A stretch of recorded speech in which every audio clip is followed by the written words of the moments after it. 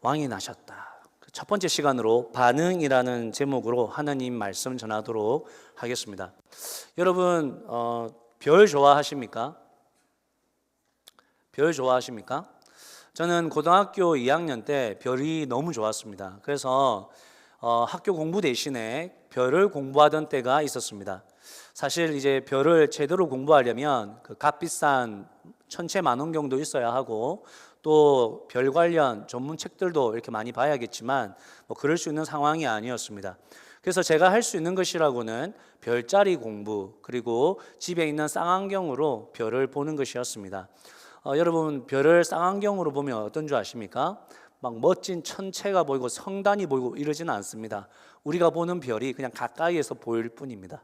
근데 볼 게 없으니까 이제 그렇게라도 봤던 거죠. 여하튼 그렇게 별을 좋아하던 시기가 있었는데 그때 제가 학교에서 수능 모의고사를 쳤습니다. 그리고 시험 성적이 나왔는데 당당하게 제가 3등을 했습니다. 근데 뒤에서 3등을 했습니다. 그래서 제 뒤에 누가 있겠습니까? 학교에 출석을 하지 않는 한 친구, 또 공부를 관심이 없으니까 3번 찍고 잠을 자는 한 친구, 그리고 난 다음에 저였습니다. 제가 아무리 공부를 하지 않지만 또는 공부를 잘 못하지만 저는 그 정도는 아니었습니다. 저도 그 당시에 예수님을 믿고 있었기 때문에 공부를 포기한 사람은 아니었습니다. 수업 시간에 해야 할 거는 하는 학생이었습니다. 그런데 꼴찌나 다름없는 성적은 사실은 제가 너무 충격을 받았습니다. 너무 크게 낙심을 해가지고 혼자 울고 싶어서 학교 옥상에 올라갔습니다. 학교 옥상에 올라가면서 그냥 뛰어내려버릴까 이렇게 생각을 하면서 올라갔는데 막상 너무 높아가지고 뛰어내리지는 못하겠더라고요. 그래서 이제 가만히 이제 앉아 있는데 그때가 저녁 8시였고 그래서 밤하늘에 별이 이렇게 빛나고 있었고 시원한 바람이 불고 있었습니다. 저는 그 옥상 한쪽 벽에 기대어서 쭈그리고 앉아가지고 고개를 숙이고 조금 이렇게 있는데 눈물이 났습니다. 그리고 이제 눈물이 나니까 괜히 서러워서 이제 기도를 하게 되죠. 하나님, 저 같은 건 죽어야 됩니다. 차라리 공부를 안 했으면 절망적이진 않죠. 차라리 3번을 찍고 잠을 잤으면 이렇게 낙심은 안 되죠. 아무리 노력해도 안 되는 거는 이거는 돌대가리이거나 해도 안 되는 놈입니다. 저 같은 거는 살아야 할 이유가 없습니다. 막 이제 그러면서 절망을 하고 있었습니다. 근데 그렇게 하면서 이렇게 하늘을 딱 보니까 그날따라 별이 엄청 많고 그날따라 유난히 빛났습니다. 그 별을 보니까 사실 위로가 되었습니다. 아, 하나님이 나를 위로하시나? 그런 생각이 드는데 진짜 그런 일들이 일어났습니다. 별들이 서로 이렇게 싹싹싹 연결이 되면서 제가 공부했던 그 별자리, 뭐 사자자리, 오리온 자리, 물병 자리 이런 별자리들이 싹 생기면서 그 별들이 싹 제 가슴에 들어왔습니다. 제가 진짜 사실 그 자리에서 이거 꿈인가? 내가 지금 환상을 보고 있나? 이 생각을 했습니다. 근데 실제였습니다. 그리고 제가 그때 무슨 생각을 했냐면 내가 너무 크게 낙심을 하니까 하나님께서 이 별들을 통해서 나에게 위로하시는구나. 그 생각이 들었습니다. 실제로 위로를 받았고 그런 일들이 탁 겪고 나니까 정신이 번쩍 들면서 아무렇지도 않았습니다. 위로가 되었습니다. 그래서 옥상에 내려가가지고 이제 친구들이랑 아무 일 없었다는 듯이 재밌게 놀았던 기억이 있습니다. 여러분 오늘 본문에 보니까 별이 등장합니다. 동방 박사들이 별을 보고 왕을 찾으러 왔다고 합니다. 여러분 이 별이 뭐겠습니까? 마이클 그린이라는 유명한 학자가 그런 이야기를 합니다. 이 별은 BC 7년경에 있었던 목성과 토성이 합쳐지면서 나타났던 강력한 빛이었다라고 주장합니다. 당시에 목성은 왕족 행성이다 그렇게 이야기했고 토성은 이스라엘의 상징이었답니다. 근데 이 두 별이 착 합쳐지는 그런 강력한 빛이 나타나니까 사람들이 두 동방 박사들이 이제 이 세 개의 주권이 이스라엘로 옮겨지면서 새로운 시대가 열리겠구나. 그리고 이 별이 그 왕의 별이구나 라고 생각을 했다는 거죠. 그리고 그런 현상이 그날 그해 5월 29일, 10월 3일, 12월 4일 이렇게 세 번 나타나면서 동방의 박사들이 그 별을 보고 그 방향으로 가다 보니까 예루살렘으로 오게 되었다 이렇게 주장을 합니다. 제가 생각할 때는 과학적으로 이 별을 해석할 때 참 나름 일리가 있는 주장이다라고 저는 생각이 듭니다. 그런데 정확히 그렇다 이렇게 말은 할 수 없습니다. 어디까지나 추측일 뿐입니다. 그냥 여러분들이 생각할 때는 이렇게 보는 것도 있구나라는 지식을 가지고 우리가 이 별을 성경에서는 어떻게 이야기하는가, 우리가 이 별을 성경적으로 볼 때 어떻게 이해해야 되는가라는 그 관점으로 성경을 보도록 하겠습니다. 여러분, 이 별은 언제 나타났습니까? 예수님께서 태어나셨을 때 나타난 별입니다. 예수님께서 언제 태어나셨습니까? BC 4년에서 6년으로 보고 있습니다. 그럼 이제 여러분들 좀 아는 분들이 이렇게 이야기하겠죠.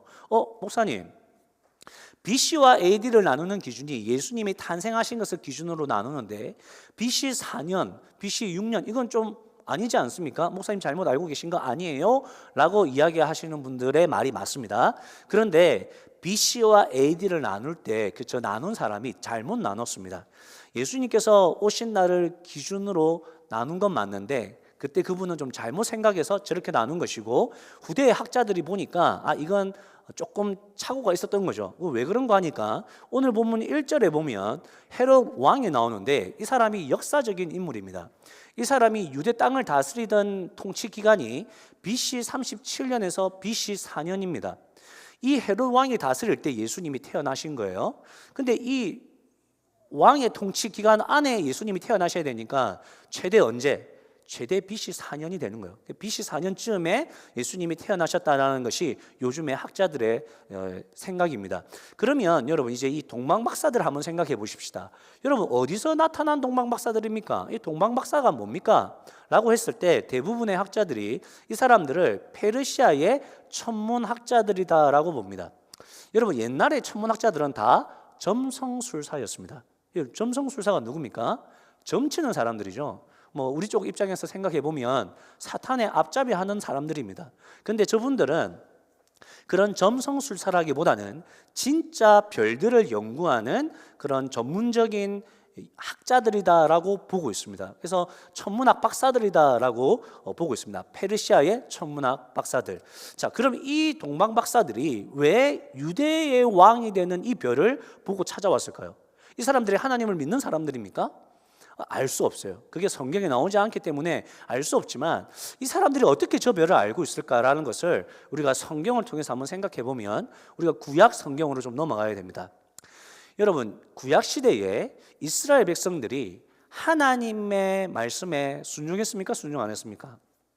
하나님의 백성임에도 불구하고 하나님을 섬기지 않았습니다. 우상 숭배하고 계속적으로 하나님을 떠나니까 하나님이 어쩔 수 없이 그들을 무너뜨릴 수밖에 없었습니다. 그래서 그들이 바벨론이라는 제국의 이제 포로가 되어서 바벨론으로 끌려가게 되죠. 그리고 나중에 이 바벨론이라는 나라는 페르시아라는 제국에게 정복당하게 됩니다. 자, 그럼 지금 어디에 있습니까? 이스라엘 백성들은 페르시아 제국 안에 포로로 있는 것입니다. 이스라엘 백성들은 이 포로 생활을 하면서 무엇을 소망했겠습니까? 자유를 소망하죠. 자, 다시 돌아가고 싶다. 무너진 우리나라가 다시 회복되어야겠다. 그래서 어떻게 해야 될까요? 하나님 말씀으로 돌아가는 거죠. 우리가 어떻게 해야 될까? 말씀을 돌아가서 생각해보고 말씀을 연구해보니까 어떤 말씀이 있습니까? 메시아, 구원자, 하나님이 이렇게 하면 회복시킨다라는 말씀이 있죠. 그리고 그 메시아가 와서 우리를 구원한다는 말씀이 있죠. 그 대표적인 말씀 중에 하나가 민수기 24장 17절 말씀입니다. 여러분 우리 함께 읽어보겠습니다. 시작.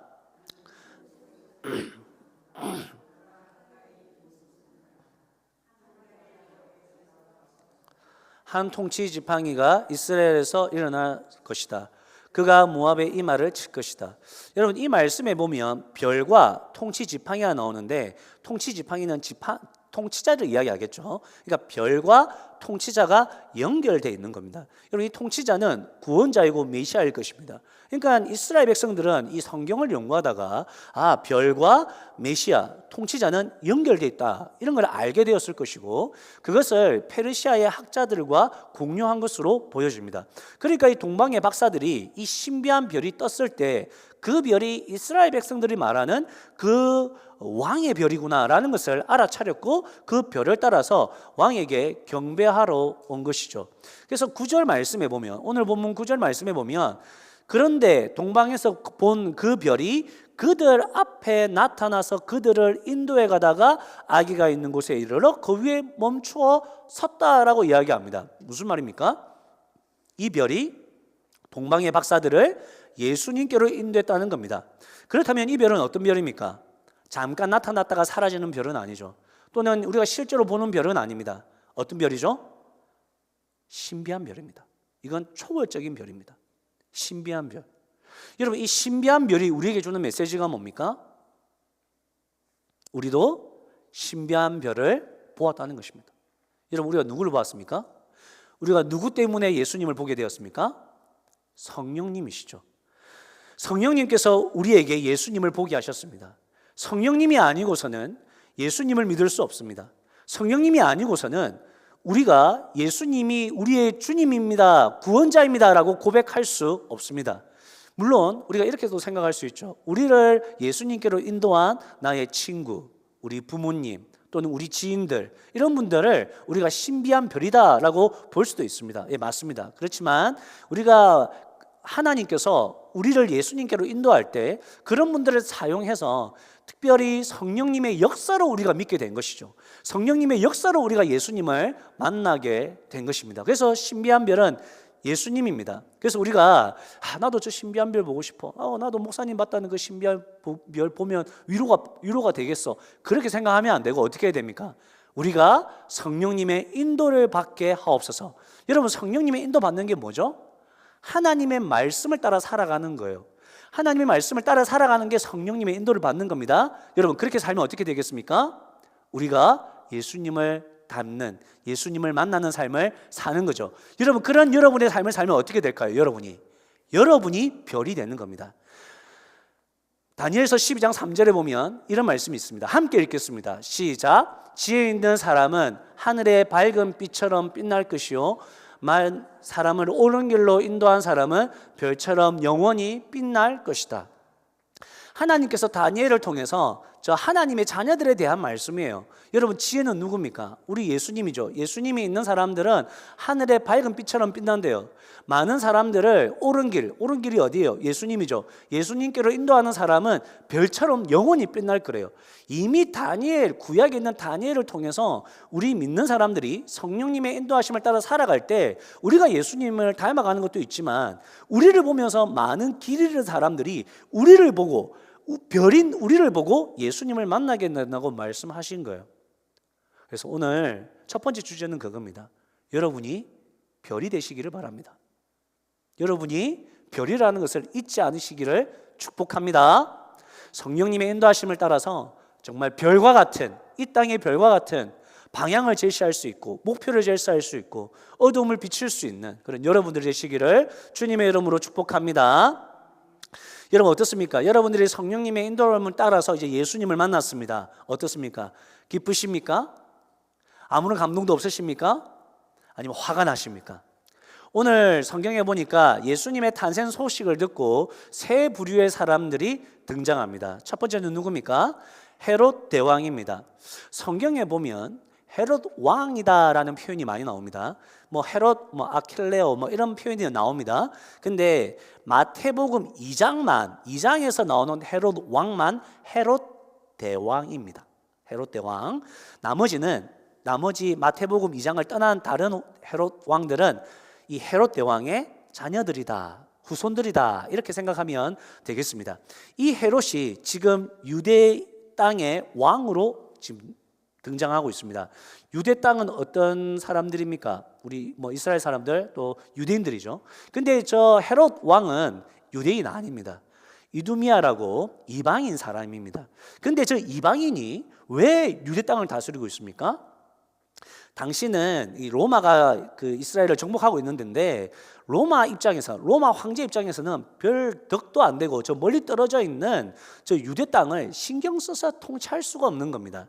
그럴 필요도 없고, 그러니까 로마에 충성하는 사람을 세워서 유대 땅을 다스리려고 한 거죠. 그래서 로마에 충성하는 그 헤롯 가문을 왕으로 세운 것입니다. 헤롯 왕은 아버지 때부터 권력자들에게 절대 충성해가지고 부와 권력을 유지해 왔습니다. 그러니까 어떻겠습니까? 여러분, 내가 아부를 떨고 뇌물을 바쳐서 지금 유대의 왕이 되었습니다. 어떻겠어요? 기분이 좋겠습니까? 조마조마하겠습니까? 별로 좋지 않습니다. 조마조마하죠. 팔이 목숨입니다. 로마 황제가 기분 나빠가지고 야, 너 내려와. 여러분 내려와야 되는 거죠. 거기다가 자식들 또 반역자들 자기의 자리를 넘본다고 생각하지 않겠습니까? 항상 불안한 거죠. 그래서 헤롯 왕에게는 10명의 아내가 있었고 아들들도 많았답니다. 이 사람이 너무 그런 데 집착이 돼 있으니까 한 번은 아내와 아들 3명을 죽여버렸습니다. 저것들 나 반역한다고. 그리고 오늘 본문 마태복음 2장 16절에 보면 오늘 본문은 아니지만 이 헤롯 대왕이 자기를 넘어서는 유대 왕이 났다는 그 소식을 듣고 그 지역에 있는 2살 밑에 아이들을 다 죽여버립니다. 그 중에 왕이 있을 것 같으니까. 그런 잔인함, 그런 불안함, 그런 폭력적인 헤롯 왕이 오셨다는 소식을 들었죠. 그죠? 왕이 오셨다는 소식을 들었습니다. 어떻게 했습니까? 당황했답니다. 왕이 왔다는 소식을 들으니까 당황했대요. 여러분, 이 당황하다라는 말은 흔들리다, 요동치다라는 단어입니다. 그러니까 헤롯 왕이 왕의 자리에 있음에도 불구하고 또 다른 왕이 나타났다니까 얼마나 불안하고 얼마나 공포스러웠는지를 보여주는 단어입니다. 여러분, 왜 헤롯 왕이 오셨다는 소식에 분노하고 불안에 떨었습니까? 왜요? 자기가 왕이 돼야 되는데 다른 왕이 나타났다니까 용납할 수 없는 겁니다. 그렇지 않아도 이 왕의 자리가 위태롭게 느껴질 때가 많은데 다른 왕이 나타났다고 하니까 미쳐버리는 거죠. 게다가 동방의 박사들이 뭐라고 합니까? 그 왕에게 경배하러 왔답니다. 여러분, 이 경배는 누가 받아야 됩니까? 왕이 받아야죠. 자기만 경배받아도 안 그리 이 정권이 유지될까 말까인데 다른 왕에게 그 경배하러 갔다니까 이 사람이 불안에 미치지 않을 수가 없는 겁니다. 여러분, 이런 헤롯과 같은 사람들이 있습니까? 없습니까? 있습니다. 예수 그리스도에 대해서 완강히 거부하는 사람들이죠. 크리스마스를 없애버리려는 사람입니다. 교회, 예수, 믿음 이런 이야기만 들어도 손사래를 치면서 거절하는 사람들입니다. 그들은 예수님을 미워할 뿐 아니라 예수님을 믿는 사람들을 핍박하고 멸시하죠. 과거에 헤롯 왕과 같은 우리 부모님들은 자녀들이 교회 간다고 할 때 그 자녀들 머리를 밀어버렸습니다. 여자아이들이라 할지라도 빡빡 밀어버렸습니다. 핍박하는 거죠. 성경을 불태우기도 했습니다. 교회 가는 아내를 때리고 교회 가는 자녀들을 집에서 쫓아내는 일도 정말 많았습니다. 과거에는 그 로마 정권이 믿는 사람들을 그렇게 핍박했지만 지금도 그 기독교인들을 무조건 잡아들이고 무조건 죽이고 무조건 핍박하는 그런 나라가 지금도 존재합니다. 여러분, 이 사람들 왜 이렇게 하는 겁니까? 자신의 왕권을 유지해야 되기 때문입니다. 여러분, 기독교 가치가 한 나라에 들어가면 그 나라는 자유와 인권과 평등이 보장됩니다. 그것들이 들어오면 자기들이 가지고 있는 지금 왕권이 유지가 되겠습니까? 그러니까 자기들의 왕권을 지켜내기 위해서 그렇게 잔인하고 폭력적으로 기독교를 대하는 것이죠. 여러분, 왜 사람들이 헤롯 왕과 같이 예수님을 믿지 않으려 하고 부인하고 싫어합니까? 자기의 왕권을 유지하기 위해서입니다. 여러분, 예수님을 인정하는 순간 어떻게 됩니까?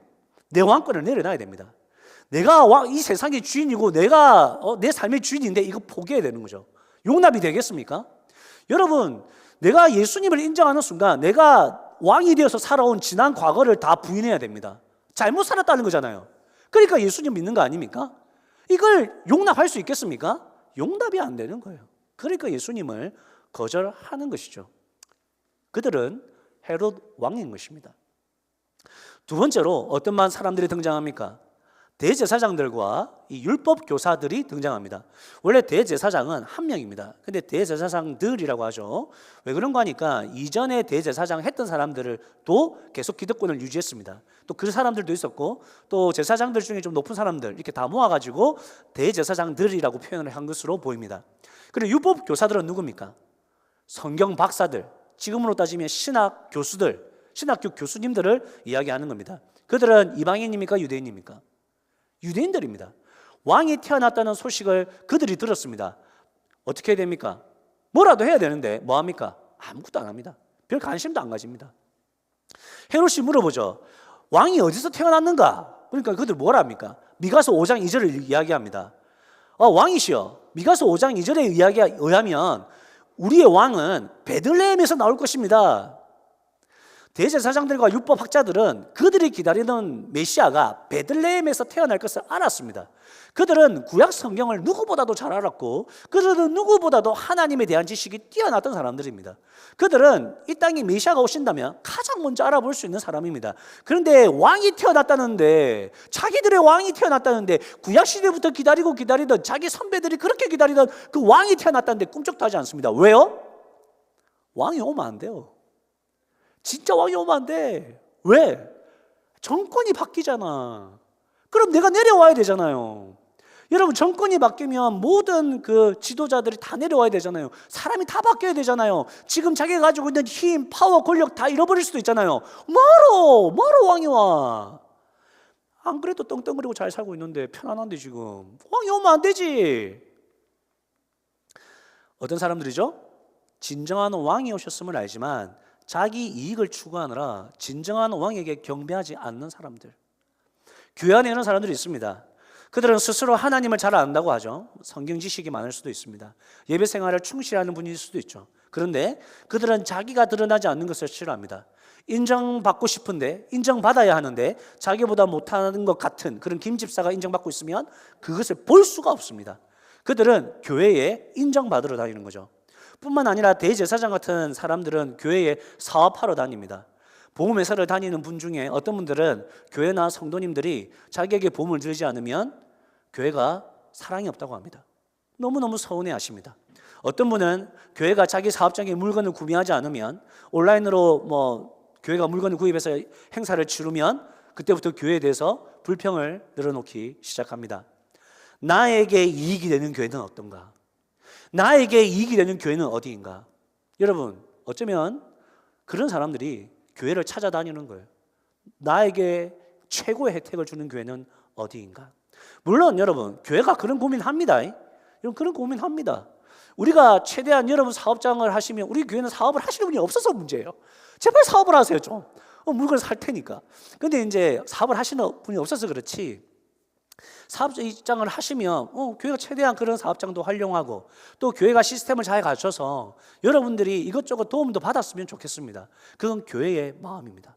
그건 교회적 입장이라는 거죠. 그건 교회의 마음에 맡겨두라는 거예요. 성도님들 그러면 됩니까? 안 됩니까? 그러면 안 되는 겁니다. 성도님들이 그런 마음을 가지는 순간 100% 실망합니다. 나를 통해서 보험해줘야지, 나를 통해서 집을 사야지, 나를 통해서 물건을 사야지, 그런 마음을 조금이라도 가지는 순간 100% 서운해하고 100% 시험에 듭니다. 성도님들은 교회 다니다가 하나님을 섬기는데 개인적인 이익에 눈이 멀어서 예수님이 보이지 않는 순간 모든 생각을 그만 멈춰야 됩니다. 사람들에게 칭찬받고 인정받고 물질적인 도움을 받고 그런 것들에 눈이 어두워져서 예수님이 보이지 않는 순간 회개하셔야 됩니다. 회개하셔야 됩니다. 왜요? 그런 사람들은 대제사장들과 율법학자들이기 때문입니다. 마지막으로 어떤 부류의 사람들이 있습니까? 그 사람들은 동방박사들입니다. 그들은 이방인들입니다. 어떤 분들은 우리 기독교를 보면서 유대인의 종교야 또는 서양의 종교야 이렇게 말씀하시는 분들이 있는데 아닙니다. 하나님께서는 처음부터 온 세상에 흩어져 있는 하나님의 자녀들에게 그 마음이 집중되어 있었습니다. 그러니까 예수님의 탄생 소식을 동방박사들에게 전하기 위해서 신비한 별을 보여서라도 그들이 진정한 왕을 볼 수 있도록 허락해 주신 것입니다. 10절에 보면 이 동방박사들의 반응은 어떻습니까? 그들이 예수님을 만나고 난 다음에 무척이나 크게 기뻐하였다라고 기록하고 있습니다. 이걸 원어에 보면 저 정도로 표현한 게 아니라 매우 크게 기뻐하였다. 반복해서 강조 4번을 강조하고 있는 겁니다. 얼마나 기뻐했는지 모릅니다. 얼마나 즐거워했는지 모릅니다. 여러분, 크리스마스가 다가오고 있습니다. 기쁘십니까? 기뻐야죠. 선물을 받든 여행을 가든 쉬는 날이든 산타 할아버지 때문이든 기뻐야죠. 여러분, 정말 우리가 왜 기쁩니까? 여러분, 크리스마스라고 할 때, 메리 크리스마스 할 때 메리는 즐거운, 기쁨이라는 그 라틴에서 온 단어고, 크라이스트는 그리스도, 구원자, 메시아라는 뜻을 가지고 있고, 마스는 예배, 축제라는 뜻을 가지고 있습니다. 그래서 크리스마스 이렇게 하면 동방박사들처럼 그리스도께 예배하는 날입니다. 크리스마스는 그리스도께서 이 땅에 오심을 정말로 기뻐하는 축제의 날입니다. 그리스도께서 이 땅에 왕으로 오셨다는 이유로 우리가 매우 크게 기뻐하는 날이 크리스마스입니다. 여러분, 크리스마스 정말 기쁘십니까? 근데 우리 주변 한번 돌아보십시오. 누가, 심지어 그리스도인마저도 예수님 때문에 우리 죄의 문제를 해결하기 위해서 하늘 영광 버리시고 낮고 천한 이 땅에 오셔서 개죽음보다도 더 비참한 십자가의 죽음을 위해 이 땅에 오신 예수님을 생각하면서 매우 크게 기뻐하는 사람들이 정말 우리 주변에 정말 몇이나 있습니까? 여러분, 우리 주변 말고 먼저 나부터 한번 생각해 보십시다. 여러분, 정말 우리가 이 성탄절이 다가올 때 정말 예수님 때문에 매우 크게 기뻐하고 있습니까? 여러분, 은혜, 하나님의 은혜라는 책이 있습니다. 이 책에 보면 챕터 4에 은혜, 착한 사람, 잘 나가는 사람에게도 필요한 것이라는 주제의 글이 있습니다. 이 글에 보면 이런 사람이 나옵니다. 크레이그 헤이즌이라는 사람이 나오는데 이분은 그냥 평범한 사람입니다. 마약에 중독되거나 범죄를 경험한 일이 있거나 또는 악한 자들과 어울리는 그런 사람이 아니었고 정말 공부 열심히 하는 모범생이었습니다. 그는 스스로 생각합니다. 착한 사람들에게는 하나님이 필요 없다. 그게 이 사람의 그 삶의 로고였습니다. 무신론자로 평생을 살아가죠. 대학생이 되었습니다. 예의 바르고 공부 잘하는 착한 사람으로 살아가고 있었습니다. 하지만 그에게도 거부할 수 없는 공허함과 불안감이 있었습니다. 어느 날 한 그리스도인의 간증을 듣고 그가 이렇게 고백합니다. 나에게도 하나님이 절실히 필요합니다. 나에게도 하나님이 절실히 필요합니다. 그러면서 이 사람이 한 이야기를 제가 이렇게 정리해 보겠습니다. 착한 자들에게는 하나님이 필요 없다라고 말하는 사람들은 죄가 무엇인지 몰라서 하는 말이다. 죄가 사람을 공허하게 하고 불안하게 한다. 나는 내게 있는 죄가 나를 공허하게 하고 불안하게 한다는 것을 알았다. 나는 나의 착한 삶 자체가 교만이라는 것을 알았고 나의 삶 자체가 잘난 척이었으며 이기적이라는 것을 알았다.